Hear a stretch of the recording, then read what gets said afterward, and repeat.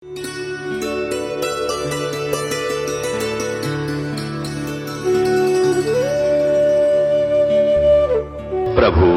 राम देव भगवान अल्लाह खुदा ईश आदि नाम एक ही शक्ति के हैं। वो कैसा है, कहां है, कैसे मिलता है, किसने देखा है?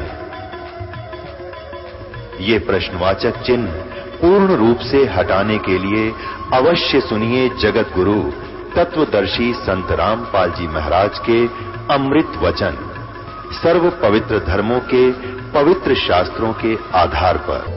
8वें अध्याय के 16वें श्लोक का अनुवाद जो है वो श्रेष्ठ नहीं बनाया, उन्होंने ठीक नहीं किया कि मेरे प्राप्त होने के बाद फिर पुनर्जन्म नहीं होता। इसको भी सेट करने के लिए, सिद्ध करने के लिए ये इतना और ढेर सारे प्रमाण दिखाने पड़े। उसका अर्थ ये बनता है, जो ये बात नहीं जानते कि मेरे प्राप्त हुए का भी पुनर्जन्म होता है, जो ब्रह्मलोक तक चले जाते वो पुनर्वर्ती में हैं, उनका भी वो ब्रह्मलोक पहुंचकर भी वापस आते हैं। इसका ये अर्थ बनता है 8वें अध्याय के 16वें श्लोक का। अब 18वें अध्याय का 62वां श्लोक भी यही प्रमाण देता है। ये 62वां श्लोक है। हे भारत, सब प्रकार से उस परमेश्वर की यानी गीता ज्ञान दाता से कोई और परमात्मा है, शरण में जा, उसकी ही शरण में जा।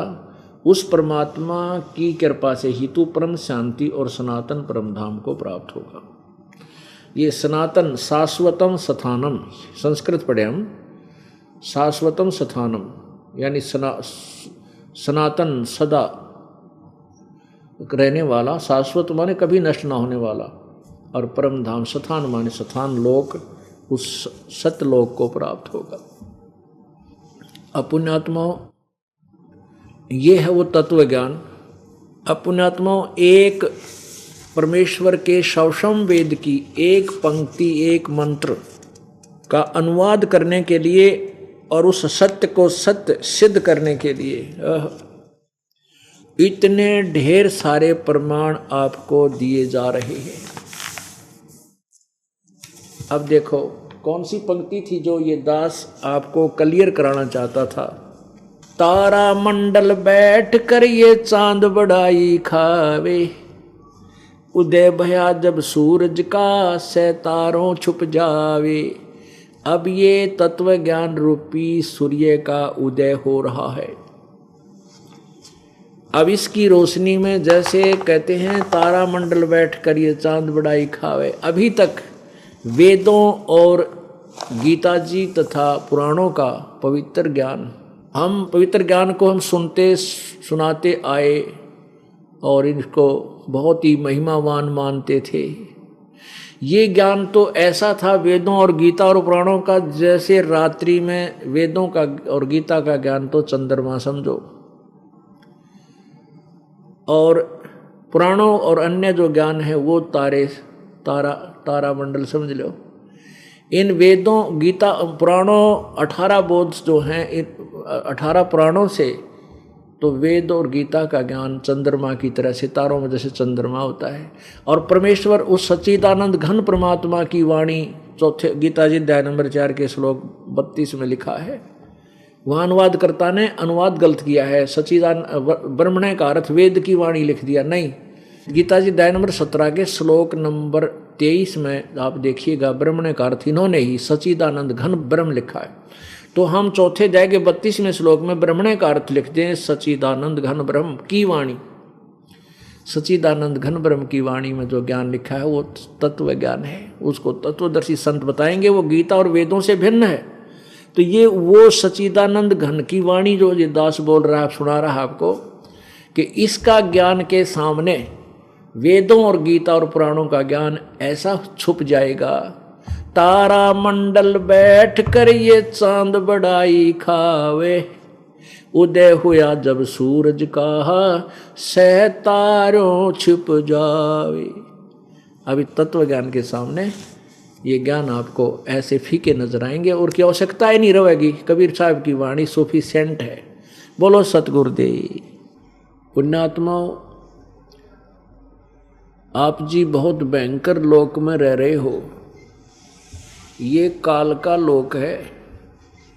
इस काल रूपी ब्रह्म के दया नाम की चीज नहीं है। इसको हमारे प्रति कोई रहम नहीं है और हम इसको अपना परमात्मा माने हुए थे, जिसको ब्रह्म बोलते हैं, क्षर पुरुष भी कहते हैं इसको, ज्योति निरंजन भी संतों ने कहा है।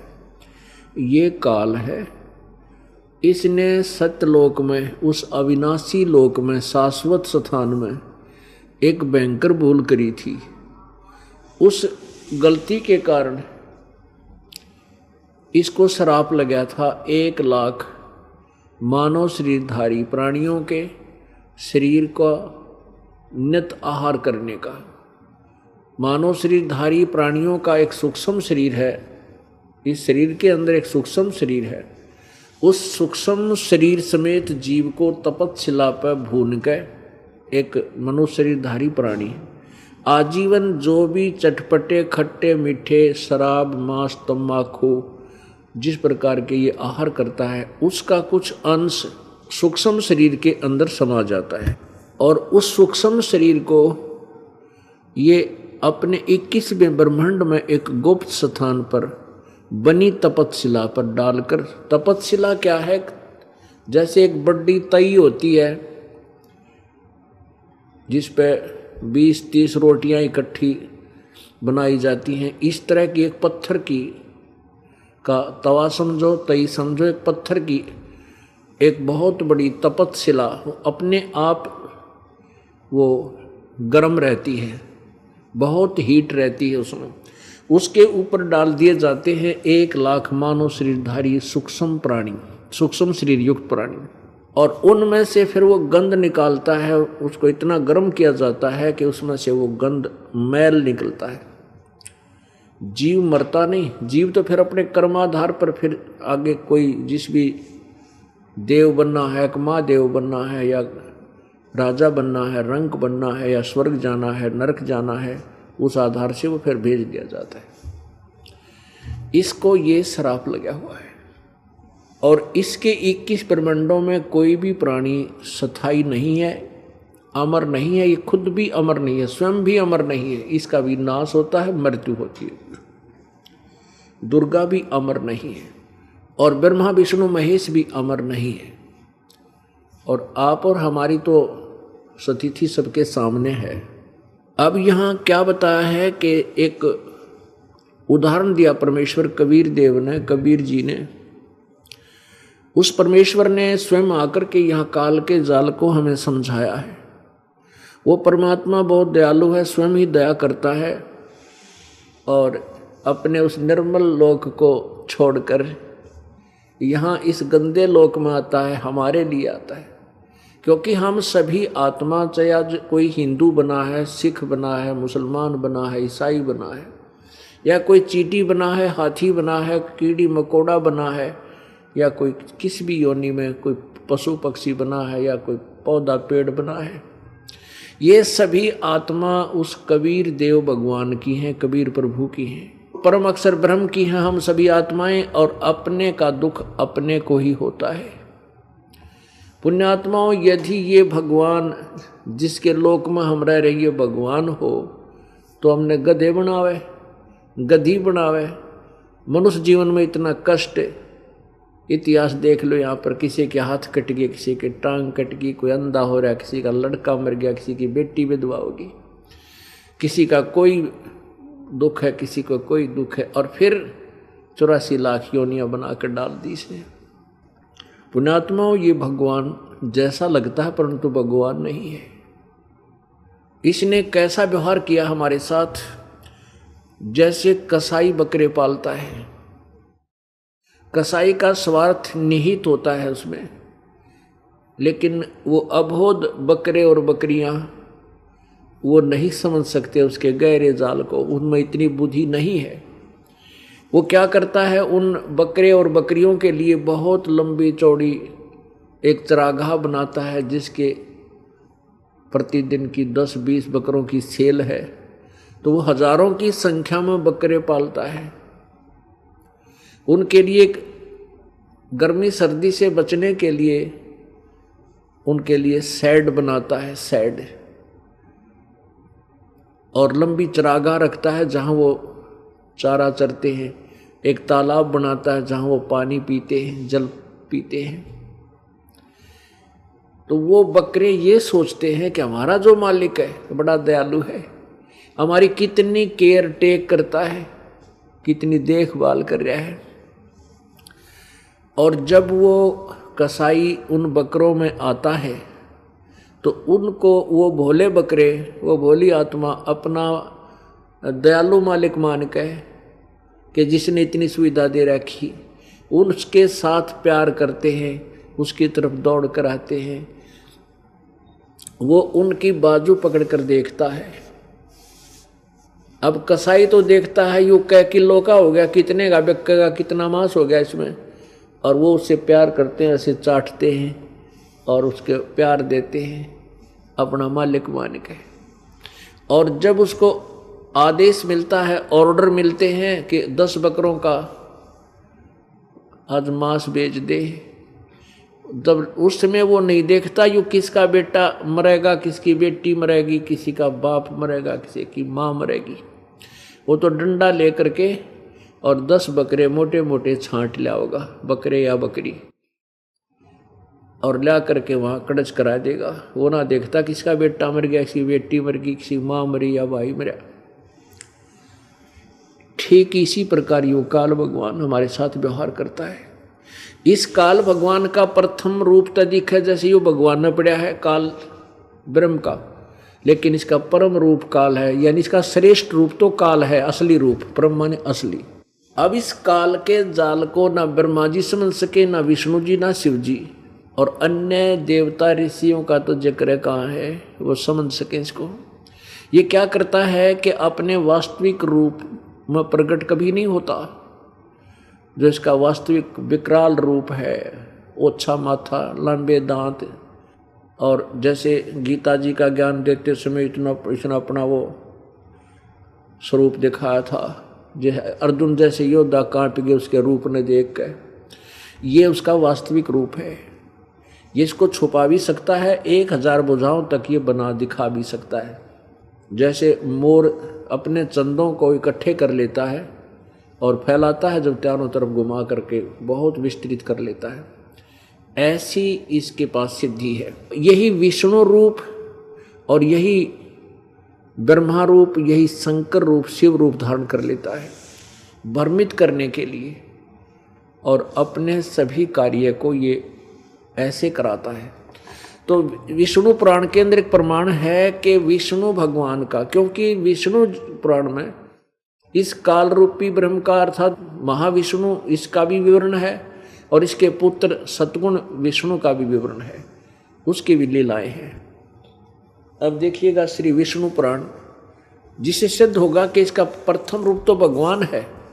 अब भगवान कैसे है, जैसे कितना सुंदर पृथ्वी दे रखी, पृथ्वी में शीतल जल, मीठा जल, और बाग बगीचे, काजू किस्म, सेब संतरे, और कितनी सुंदर हवा बह रही है, कितने अच्छे बाग बगीचे हैं, यहाँ कितना अच्छा व्यवस्था कर रखी है। तो ये देखें तो बहुत अच्छा, वे तो भगवान ने पड़ा है, ये तो परमात्मा ही है। और फिर देखें, सुनते हैं, अखबारों में पढ़ते हैं, समाचार पत्रों में, समाचारों में देखते हैं, या वैसे एक आंखों देखे दृश्य हमने देखे हैं। एक एक्सीडेंट में एक परिवार के 4-4, 5-5 सदस्य मृत्यु को प्राप्त हो जाते एक ही सेकंड में। वो क्या, फिर कहाँ गई भगवान की दयालुता, हाहाकार मचा हुआ है। तो ऐसे देखें, पहले देखें तो भगवान है, फिर जब ये ऐसे जुल्म सितम हमारे ऊपर डैवे, फिर ये भगवान दिखाई नहीं देता है। अब हमारी आँखों का ऑपरेशन हो गया, मोतियाबिंद हट गया, अज्ञान रूपी हमारी ज्ञान की आँखियाँ बन गई। अब हमें स्पष्ट दिखाई देता है कि ये लोग ठीक नहीं, यहाँ का भगवान दयालु नहीं। हम सतलोक से आए हैं, सचखंड से आए हैं, वहाँ पर ऐसी ही सृष्टि है। अभी तक जितने भी पंथ संत जो सचखंड का ठेका ले रहे थे, विशेषकर ये राधा स्वामी और धन धन सतगुरु वाले, इनने तो सतलोक को अपने जो है ना ऋण रख रखा, गहने ले रखा, अज्ञानों ये पहुंचेंगे वहां कोई जावे को नहीं। अब इनको कह का पता नहीं सचखंड के बारे में, और उस विधि का पता नहीं जिससे परमात्मा उस सतलोक में जाया जाता है भगवान के दरबार में। और वहां क्या है ये बताते हैं, सचखंड में सतलोक में तो प्रकाश ही प्रकाश है, प्रकाश ही प्रकाश है, भगवान वहां है नहीं, वो निराकार है। और आत्मा परमात्मा में ऐसे मिल जाती है जैसे बूंद समुद्र में। बताओ अगर ईसाई भगवान है वहां कुछ भी नहीं है, फिर हम क्या करेंगे वहां जाके? अगर उसमें मिलना है तो समुद्र में डूब कर मरने वाली बात होगी, कौन मरेगा जाके? ऐसा नहीं है, वहां पर भगवान है हमारा, एक सुंदर गुमज में विराजमान है वहां पर ऊपर सतलोक में। और वहां ऐसी सृष्टि है, वहां कभी वृद्ध नहीं होता प्राणी, सदा युवा रहता है, मरता नहीं। फिर एक बार जन्म होता है, फिर वो कभी मृत्यु को प्राप्त नहीं होता, सदा युवा शरीर रहता, वृद्ध नहीं होते वहां पर। और किसी चीज का अभाव नहीं, कोई राग नहीं, कोई दोष नहीं, कोई भाई बंटवारा नहीं, सदाबहार फल फलदार वृक्ष, वहां अमृत आहार है खाने को, वहां किसी प्रकार का कोई द्वेष नहीं। हम वहां रहेंगे, वहां जाने के लिए हमने अब यहां तैयारी करनी है। अब जैसे बच्चे जिस भी ट्रेनिंग को करेंगे उसको उसी नौकरी मिलेगी, जैसी पढ़ाई पढ़ेंगे उसको वहीं उसी प्रकार का आगे व्यवसाय मिलेगा, नौकरी मिलेगी। तो हम उस सचखंड सतलोक जाने वाली पढ़ाई पढ़ रहे हैं। अब हम उस सतलोक चले जाएंगे और फिर लौट के संसार में कभी नहीं आएंगे। इसे गंदे लोक में कौन झांका भी को नहीं। तो यहाँ का ये भगवान, जो यहाँ का भगवान है, ये 21 ब्रह्मांड का मालिक ब्रह्म है, जो ब्रह्मा विष्णु महेश का ये पिता है।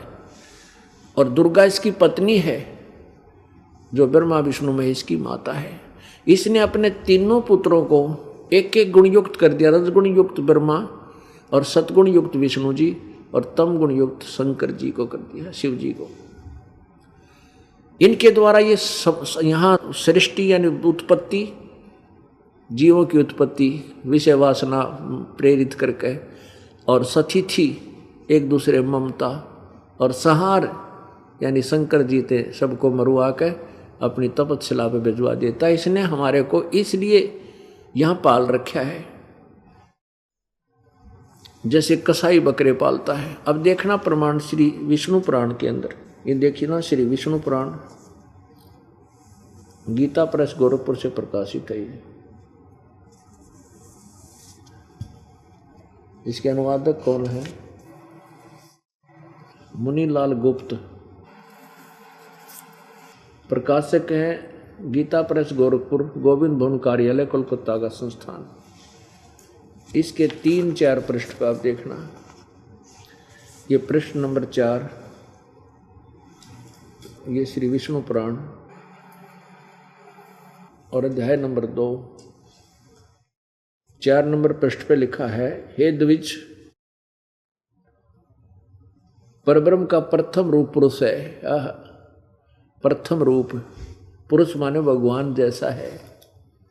अव्यक्त और व्यक्त उसके अन्य रूप हैं, तथा काल उसका परम रूप है। ये जो ऋषि थे सारे भ्रमित थे, फिर भी ये उस काल को ब्रह्म को परब्रह्म बोल रहे हैं। ये सारे इनमें उआबाई बोला करते। अब यहाँ कहते हैं, हे द्विज, परब्रह्म का प्रथम रूप पुरुष है, और अव्यक्त और व्यक्त उसके अन्य रूप हैं, तथा काल उसका परम रूप है। असली तो काल रूप है उसका। ये देखो विष्णु को इन्होंने, ये काल है, ये इस प्रकार जो प्रधान पुरुष व्यक्त और काल इन चारों से परे है, उससे पंडित जन भी ही देख पाते हैं, वही भगवान विष्णु का परम पद है। ये विष्णु यो काल है, और एक विष्णु सतोगुण है, वो इस काल का पुत्र है। इसमें यहाँ इस काल की व्यवस्था है। अब इससे क्या सिद्ध हो गया कि प्रथम तो यू दिखे भगवान जैसा पुरुष है, पुरुष माने परमात्मा, और इसका परम रूप काल है। तो इसके लिए इसने हमारी यहाँ जन्म और मृत्यु का विधान बना रखा है कि जो जन्मेगा उसकी मृत्यु होगी, मृत्यु होगी उसका फिर जन्म अवश्य होगा। और परमात्मा ने इसके लिए विधान बना रखा पूर्ण ब्रह्म ने कि इस काल की भी मृत्यु होगी। अब क्या बताते हैं, आगे गए ना बावड़े और रहते भी सब जाही, बिन साहेब की बंदगी कहीं छोड़ ठिकाना नहीं। साथी हमारे चले गए हम भी चालन हारे, कोई कागज में बाकी रह रही तात लगी है वार। अब कितनी प्यारी भाषा में भगवान बता रहे हैं कबीर जी कि भाई अपने वो उदाहरण दे रहे हैं कि कोई तो साथी चला गया, कोई भाई गया, कोई बहन गई, कोई रिश्तेदार गया, मामा गया, पिता गए, ताऊ गए, दादी गई। साथी और कोई भाई बहन थे, रिश्तेदार मित्र थे, वह मर गए। साथी हमारे चले गए और हम भी चालनहार, हमारी भी जाने की नंबर तैयारी है, लेकिन कोई कागज में अभी शेष आयु रह रही है, इसलिए देर है। जिस दिन वो समय आएगा एक सेकंड भी ना लावा, काल उसी समय कड़च कर देगा।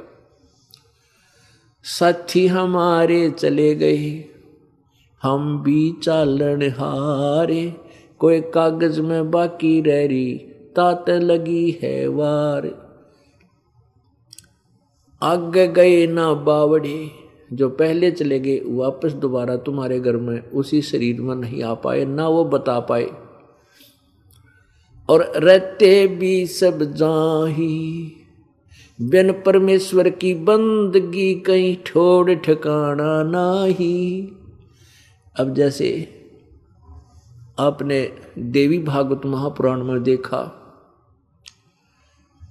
कि तीसरा स्कंद प्रश्न नंबर 123, उस पर विष्णु जी कह रहे हैं कि मैं ब्रह्मा और शंकर ये आपकी कृपा से विद्यमान हैं, हमारा जन्म और मृत्यु होता है, हम अविनाशी नहीं है, हमारा आविर्भाव अर्थात जन्म तिरोभाव माने मृत्यु हुआ करता है, केवल तुम ही नित्य हो, जैसा विष्णु जी को ज्ञान है। तो इससे सिद्ध है कि ब्रह्मा विष्णु महेश भी नाशवान। गीता जी अध्याय नंबर 4 के श्लोक नंबर 5 और 9 में गीता ज्ञान दाता यानी ये ब्रह्म बोल रहा है श्री कृष्ण में प्रवेश करके। श्री कृष्ण जी ने तो गीता में एक शब्द भी नहीं बोल रखा। श्री कृष्ण में प्रवेश करके ये काल ब्रह्म बोला, गीता जी का ज्ञान दिया। ये कहता है कि अर्जुन मेरे और तेरे बहुत जन्म हो चुके हैं, तू नहीं जानता मैं जानता हूं, मेरे जन्म और कर्म अलौकिक हैं। गीता जी अध्याय नंबर 10 के श्लोक नंबर 2 में कहता है कि मेरी उत्पत्ति को, मेरे जन्म को ये ऋषि और देवता नहीं जानते, क्योंकि ये मेरे से उत्पन्न हुए। इससे सिद्ध है कि काल जो गीता ज्ञानदाता का जन्म हुआ है ये अविनाशी नहीं है। अब क्या बताते हैं कि 7 ब्रह्मा की मृत्यु के बाद एक ब्रह्मा जी की मृत्यु कैसे होगी, उसकी आयु कितनी है, उसका एक हिसाब लगाएं। ब्रह्मा जी का एक दिन 1008 चतुर्युग का होता है। एक चतुर्युग में कितने वर्ष है, सतयुग, त्रेता, द्वापर और कलयुग में। इसमें 43,20,000 वर्ष हैं एक चतुर्युगी में, और ऐसे ऐसे 1008 चतुर्युग होते हैं। पुण्यात्माओं, एक इंद्र जो स्वर्ग का राजा है उसका शासन काल, उसका 72 चौकड़ी युग होता है, 72 चतुर्युग। और 14 इंद्र ब्रह्मा के एक दिन में 14 इंद्र अपना शासन काल पूरा कर देते। तो 72 गुणा में 14 कितना हो गया, 1008 चतुर्युग। इतने चतुर्युग का ब्रह्मा का दिन, इसको हम लमसम सीधा सा 1000 चतुर्युग ही मानकर चलते हैं। 1000 चतुर्युग का ब्रह्मा जी का दिन, इतनी ही रात्रि, 30 दिन रात का ब्रह्मा जी का एक महीना हुआ, और 12 महीने का एक वर्ष, और 100 वर्ष की ब्रह्मा जी की आयु। ओहो हो। अब 7 ब्रह्मा जी की मृत्यु के बाद एक सतगुण विष्णु जी की मृत्यु, और 7 सतगुण विष्णु जी की मृत्यु के बाद एक तमगुण शिव जी की मृत्यु, और 70,000 इस तमगुण शिवजी की मृत्यु के बाद एक ब्रह्म की मृत्यु, सदाशिव की मृत्यु। और ये एक युग होगा परब्रह्म का। परब्रह्म उस अक्षर पुरुष जी कहते हैं। गीता जी अध्याय नंबर 15 के श्लोक 16 और 17 में इन तीन भगवानों का विवरण है। एक सरपुरुष ये ब्रह्म है, अक्षर पुरुष ये परब्रह्म है, और परम अक्षर ब्रह्म उत्तम पुरुषातु अन्य परमात्मा इति उदाहरते, ये परम अक्षर ब्रह्म पूर्ण ब्रह्म है। इन तीनों परमात्माओं की व्याख्या है। तो परब्रह्म की भी मृत्यु होगी। कैसे कि एक युग जो परब्रह्म का होगा, ऐसे 70,000 ये तमगुण शिव की मृत्यु के बाद एक काल रूपी ब्रह्म सदा शिव की मृत्यु होगी। और ये एक युग होगा किसका? परब्रह्म का। और ऐसे 1000 युग का, नोट चतुर्युग का, ये ध्यान रखना यहाँ पर, 1000 युग का परब्रह्म का दिन और इतनी ही रात्रि। ये गीता जी अध्याय नंबर 8 के श्लोक नंबर 17 में वर्णन है। उन अनुवादकर्ताओं ने चतुर्युग लिख दिया, जबकि मूल संस्कृत भाषा में चतुर्युग नहीं है, ओनली युग है, सेंसर युग है। इतनी ही रात्रि, 1000 युग की परब्रह्म की रात्रि, 1000 युग का दिन, ऐसे 30 दिन रात का एक महीना और 12 महीने का एक वर्ष और 100 वर्ष की परब्रह्म की, इस प्रकार 100 वर्ष बने, 100 वर्ष की परब्रह्म की आयु, फिर मृत्यु। अब क्या बताते? एती उम्र बुलंद मरेगा अंतरे, क्योंकि सतगुरु लगे न कान न भेंटे वो संतरे। इतनी लंबी उम्र भी अगर तेरी होगी तो भी अंत में मृत्यु होगी। कारण क्या है कि गीता जी अध्याय नंबर 4 के श्लोक नंबर 32 में जिस सच्चिदानंद घन की वाणी के विषय में कहा है, उस तत्व ज्ञान को किसी तत्वदर्शी संतों के पास जाकर समझ, उनको दंडवत प्रणाम करने से और कपट छोड़कर उनकी सेवा करने से, नम्रतापूर्वक प्रसन्न करने से वो तत्वदर्शी संत तुझे उस परमात्म तत्व का ज्ञान कराएंगे, यानी पूर्ण परमात्मा की विधि बताएंगे। तो वो तत्वदर्शी संत नया मिलने से इतनी लंबी उम्र भी तूने पाली अटकलबाजी की साधना थे, तो भी अंत में तेरी मृत्यु होगी। लेकिन पूर्ण परमात्मा परम अक्षर ब्रह्म की मृत्यु नहीं होती। वहाँ गए प्राणियों की किसी की मृत्यु फिर पुनर्जन्म नहीं होता। इसका प्रमाण पवित्र गीता जी अध्याय नंबर 15 के श्लोक नंबर 4 में बताया है कि जब तुझे तत्वदर्शी संत मिल जाए तो इस उलझी हुई गुत्थी को काटकर उस तत्व ज्ञान रूपी शस्त्र से इस सारे उलझेड़े ने सब काटकर उसके पश्चात उस परमात्मा के परम पद, उस परमेश्वर के परम पद की खोज करनी चाहिए, जहाँ जाने के बाद साधक फिर लौट कर संसार में कभी नहीं आते, जिनकी जन्म मृत्यु कभी नहीं होती। और जिस परमेश्वर ने सकल ब्रह्मांडों की रचना की है और मैं भी उसी की शरण में हूँ, उसी की साधना करनी चाहिए। गीता जी अध्याय नंबर 18 के श्लोक 62 में कहा कि अर्जुन तू सर्वभाव से उस परमेश्वर की शरण में जा, जिसकी कृपा से तू परम शांति और शाश्वत स्थान यानी सतलोक में सदा रहने वाले स्थान में चला जाएगा, तेरी फिर मृत्यु कभी नहीं होगी।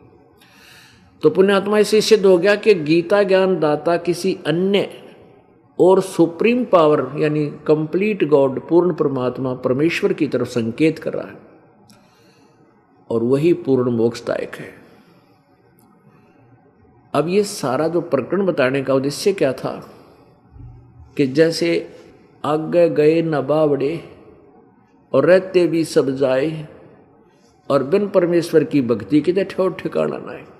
अब जैसे आज हम यहाँ खूब ठाठ बाट से रह रहे, अपने जैसे हमारी बुद्धि काम कर रही है, हम इसी को ठाठ बाट समझ रहे, सामने घूटी ला ली, दिन में रिश्वतखोरी कर ली, हाँ इधर के उधर कर परा कर कोई कोठी कार बंगला बना लिया। और जब इसकी मृत्यु हो जाएगी, समय होगा मान लीजिए, तो उसके बाद क्या होगा? मृत्यु तो होगी, अंडरस्टूड है, तो बिल्कुल हार्ड एंड फास्ट रूल है।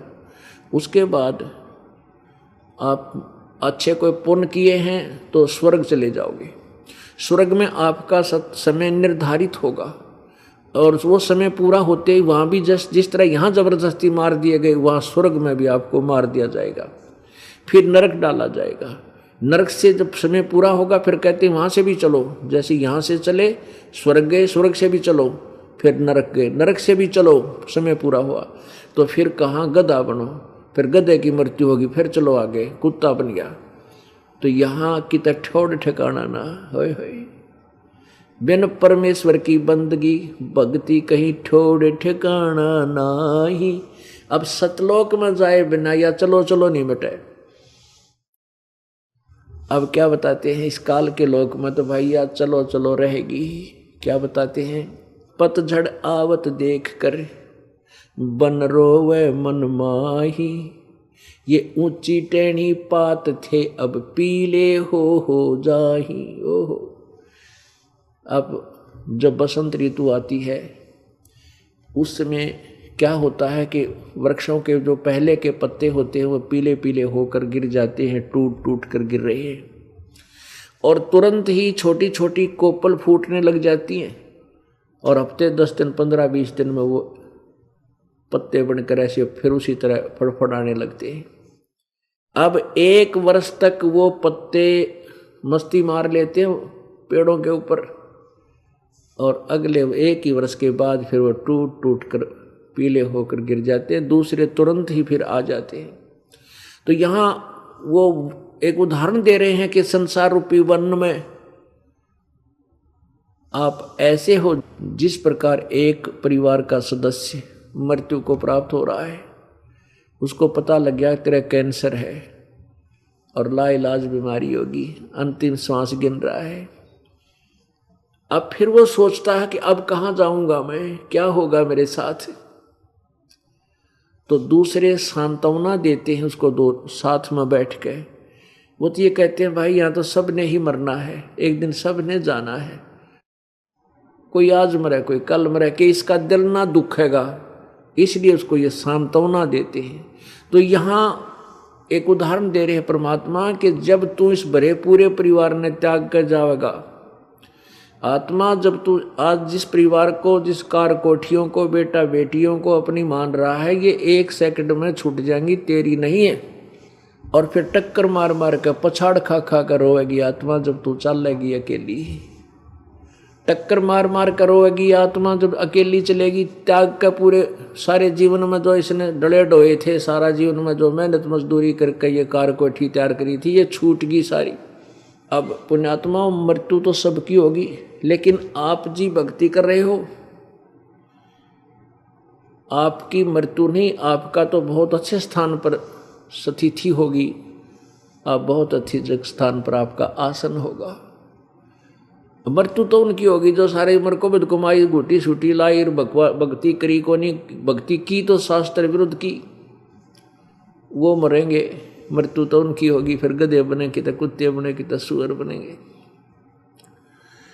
तो यहाँ प्रमाण दे रहे हैं कि एक जैसे वन रो रहा है देख करके, जो ऊंची टहनियों में पत्ते मस्ती मारा करते, बड़े हवा के झोंकों से बड़े खेलते थे, आज वे पीड़े होकर टूट टूट कर गिर रहे हैं।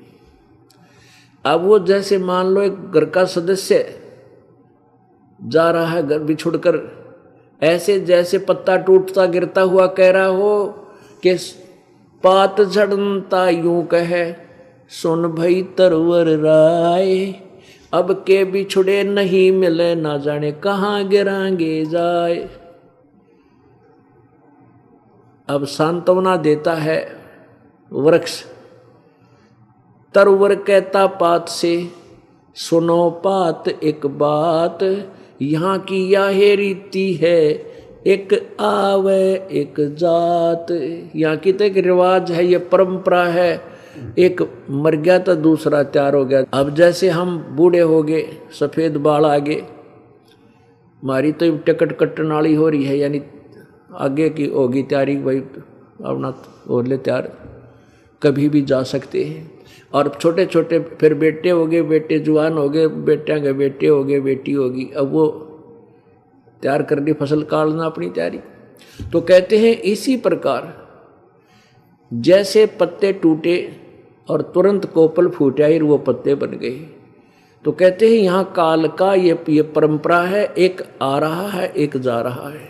परमात्मा क्या समझाते हैं?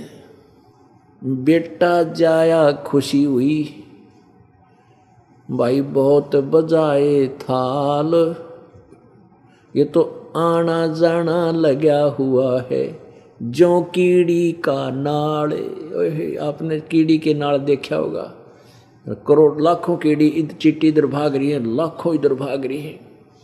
तो ऐसे ही 1,00,000 मनुष्य शरीरधारी प्राणी डेली मरकर ऊपर जाते हैं और 1,25,000 उसी रास्ते से खखाट ठाक आ रहे हैं कि हमारे नंबर आ गए, हम जा रहे हैं, और ये इधर से भाग रहे हैं, वो उधर से आ रहे हैं। कहते हैं आज बेटा हो गया किसी का, बड़ी मुश्किल कोई वर्षों के बाद पुत्र हुआ, फिर उसकी खुशी मनाई, पार्टी करी, 50-60 हज़ार रुपये ला दिए, गुटी शूटी पे आई, और 1 वर्ष के बाद वो बेटा मर गया।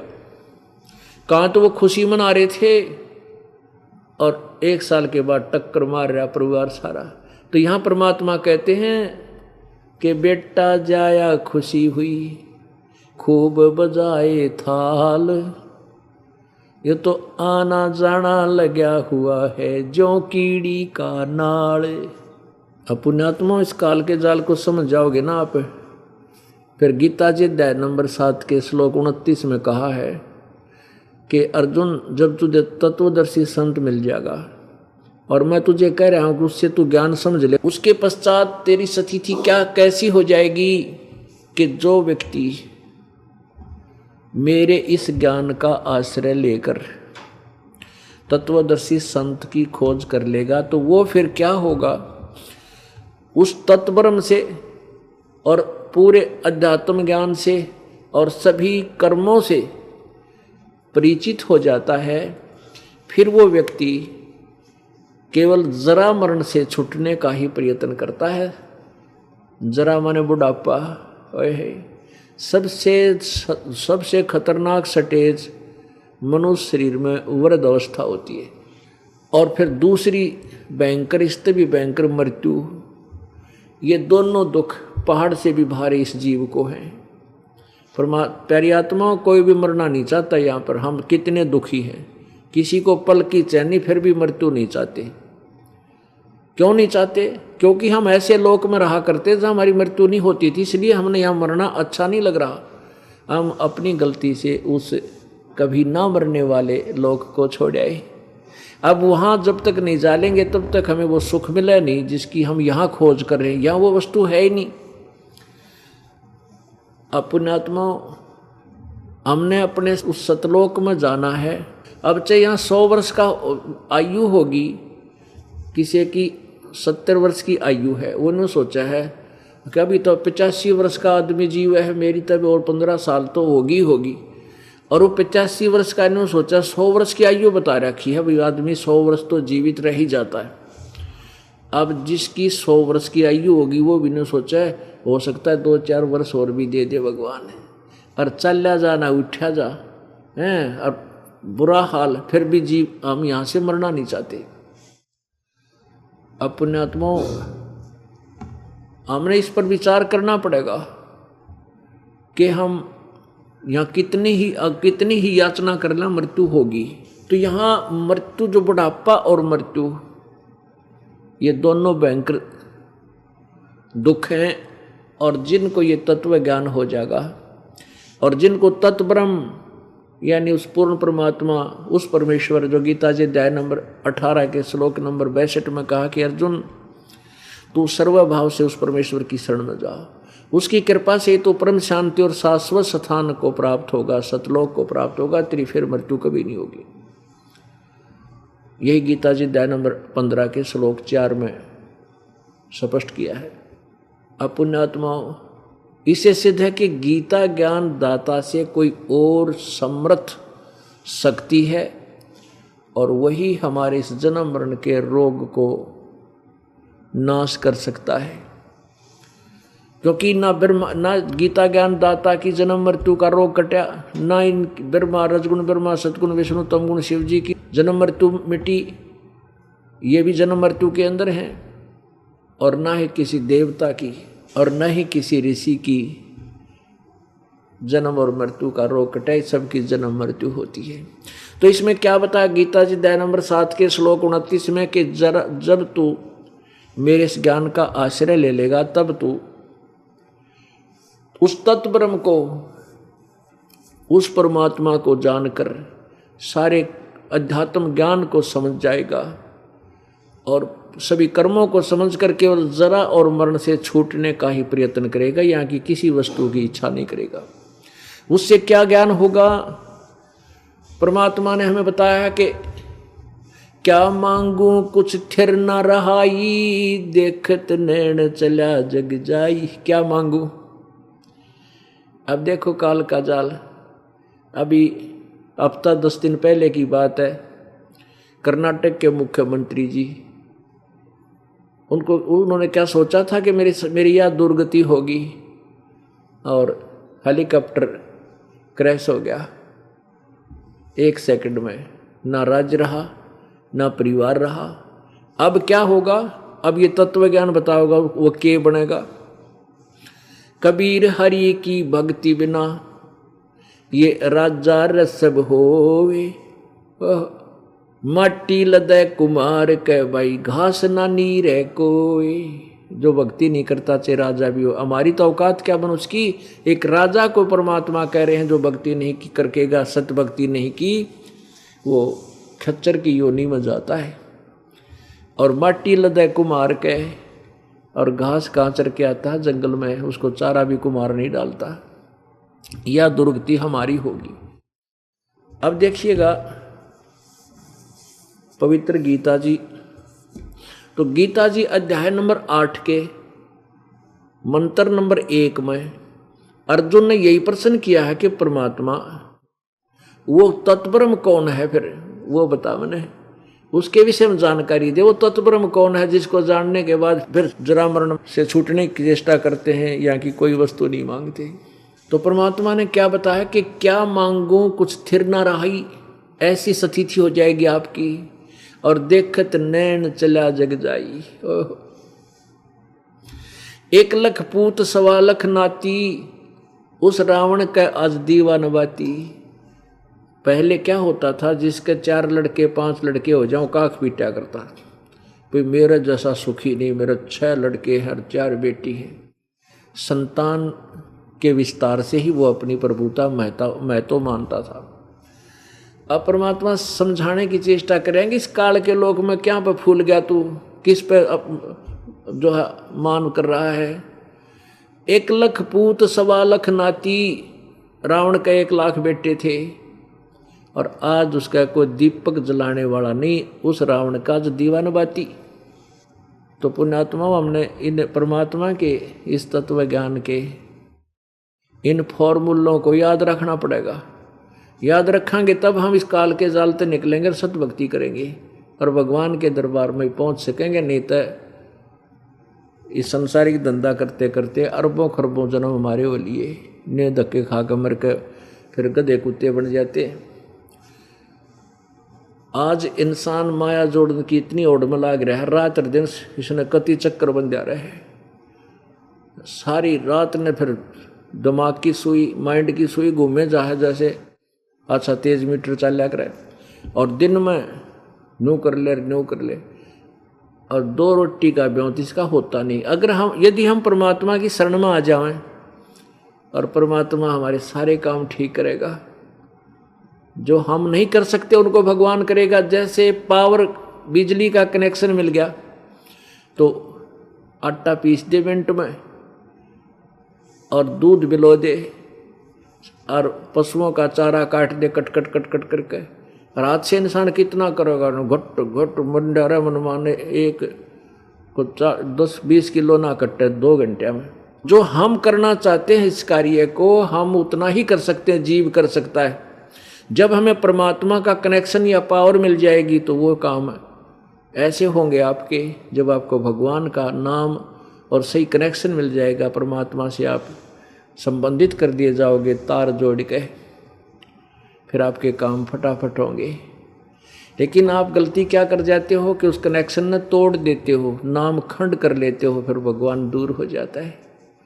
हम भ्रमित बहुत हैं क्योंकि हम ऐसे समाज में रहते जहाँ तत्व ज्ञान का अंश भी नहीं है किसी के पास, और हम ये सोचते हैं कि ये भी तो ऐसा ही कर रहे हैं, ये भी ऐसा ही कर रहे हैं। वो नाम भी ले रखा किसी और संतों से, तो उनके पास कोई वस्तु नहीं है, ना भक्ति है, वो कुछ भी कर सकते हैं, करते रहें, उनको कोई लाभ नहीं है। आप भ्रमित मत होया करो।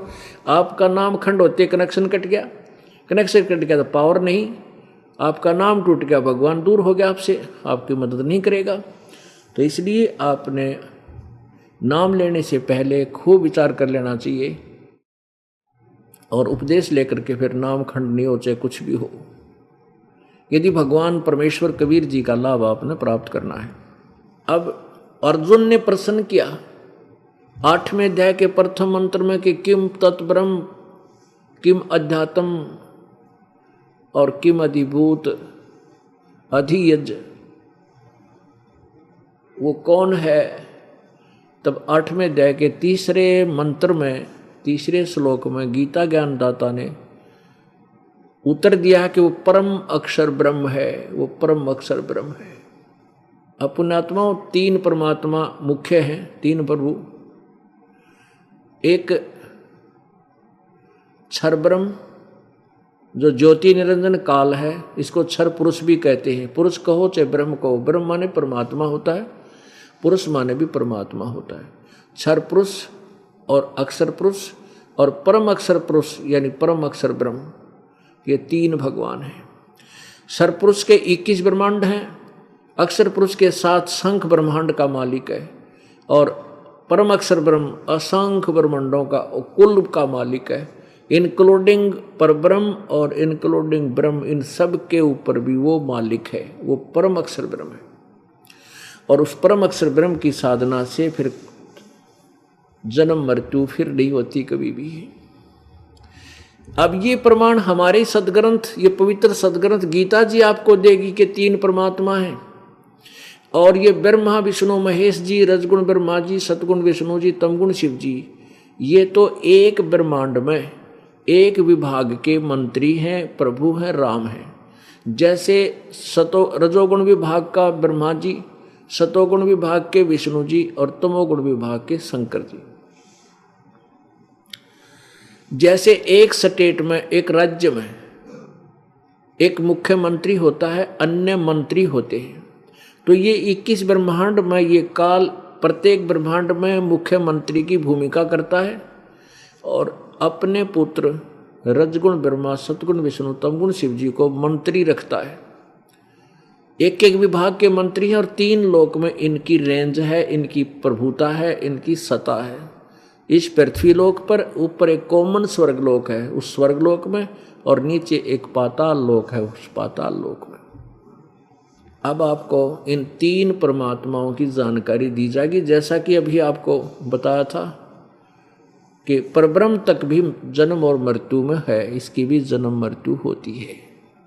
ये अक्षर पुरुष कहलाता है। अक्षर का अर्थ वैसे अविनाशी होता है, लेकिन ये वास्तव में अविनाशी नहीं, ये चिरस्थायी है।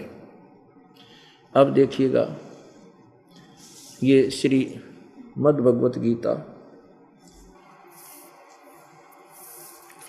ये जय दयाल गोविंद का द्वारा इसका अनुवाद है, जय दयाल गोविंद का, गीता प्रेस गोरखपुर से प्रकाशित है।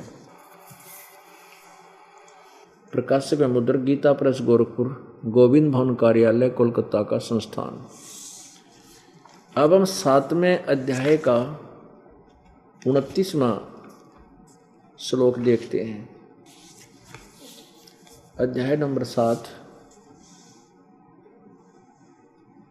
और श्लोक नंबर बिल्कुल नीचे 29। संस्कृत यहाँ देखते हैं। जरा मरण मोक्षाय माम आश्रित्य यतन्ति ये ते ब्रह्म तत्विदु। ओह, ब्रह्म तत्व, इसको तत् ब्रह्म भी कहा जाता, संस्कृत में उल्टा सुल्टा बोला जाए। ब्रह्म तत्व का अर्थ है तत्ब्रह्म, तत्ब्रह्म भी कहते हैं उसको। ते ब्रह्म तत्ब्रह्म, ब्रह्म तत्विदु कृष्णम अध्यात्म कर्म चाखिलम। इसका क्या अर्थ है, इन्हीं के शब्दों में अनुवाद करता हूँ मैं। जो मेरे शरण होकर जरा मरण मोक्षाय, जरा और मरण से, जरा माने बुढ़ापा, और मृत्यु से छूटने के लिए प्रयत्न करते हैं, वे संत, वे भक्त तत् ब्रह्म, ये तत्, ये ब्रह्म, ये तत् ब्रह्म, तत् ब्रह्म यानी उस ब्रह्म को, संपूर्ण अध्यात्म को तथा संपूर्ण कर्मों को जानते हैं। अब ये 30 है मंत्र, कुल 7वें अध्याय का 30वां यहाँ समाप्त हुआ, ये 8वां प्रारंभ हो गया। 8वां अध्याय प्रारंभ हो गया। इसमें प्रथम ही मंत्र में अर्जुन उवाच, इसमें क्या कहा है, हे पुरुषोत्तम वह ब्रह्म क्या है, यह लिखा है किम तत्ब्रह्म। जिस देखो यहाँ जो तत्ब्रह्म बोला था, तत्ब्रह्म, उस ब्रह्म को और संपूर्ण अध्यात्म को, संपूर्ण कर्मों को जानते हैं, वे तो जरा और मरण से छूटने का प्रयत्न करते हैं। तो यहां प्रश्न किया है अर्जुन ने कि किम तत्ब्रह्म, किम अध्यात्म, किम कर्म पुरुषोत्तम, अधिभूतम च किम प्रोक्तम, अधिदेवम किम उच्यते। हे पुरुषोत्तम वह ब्रह्म क्या है, इसका उत्तर दिया है 3रे श्लोक में गीता ज्ञानदाता ने। वह परम अक्षर ब्रह्म है, वो परम अक्षर ब्रह्म है। अब 3 परमात्मा, 3 भगवान हैं मुख्य तौर पर, और ब्रह्मा विष्णु महेश के ये भी राम हैं, ये भी प्रभु हैं, स्वामी हैं। ये केवल एक ब्रह्मांड में एक विभाग के प्रभु हैं, राम हैं, स्वामी हैं, मालिक हैं। पुण्यात्माओं, आपने सुबह के सत्संग में सुना था कि तारा मंडल बैठकर ये चांद बड़ाई खावे, उदय हुआ जब सूरज का स्यों तारों छप जावे। अभी तक जो ज्ञान हमें प्राप्त था, केवल ब्रह्मा विष्णु महेश को हम सुप्रीम पावर मानकर इस पर आश्रित थे, और कुछ प्रतिशत नाम मात्र ब्रह्म तक उनकी बुद्धि गई थी, ब्रह्म तक। और उस ब्रह्म उपासना को भी वो ढंग से नहीं जान पाए, कोई कुछ साधना करता था, कोई कुछ करता था। अब हमें उस ब्रह्म से भी ऊपर परब्रह्म और परब्रह्म से ऊपर पूर्ण ब्रह्म परमात्मा की जानकारी अपने सदग्रंथों से हो रही है। ये तत्व ज्ञान है। इस तत्व ज्ञान को समझने के उपरांत ये अन्य ज्ञान ऐसे हो जाएंगे जैसे वेद ज्ञान, वेद का ज्ञान अन्य शास्त्रों के ज्ञानों से ऐसे उत्तम लगता था जैसे रात्रि में सितारों में चंद्रमा होता है, तारों में जैसे चंद्रमा होता है। और जब सूर्य उदय हो जाता है तो चंद्रमा का अस्तित्व कतई खत्म हो जाता है, आवश्यकता ही नहीं महसूस होती उस सूर्य की रोशनी में।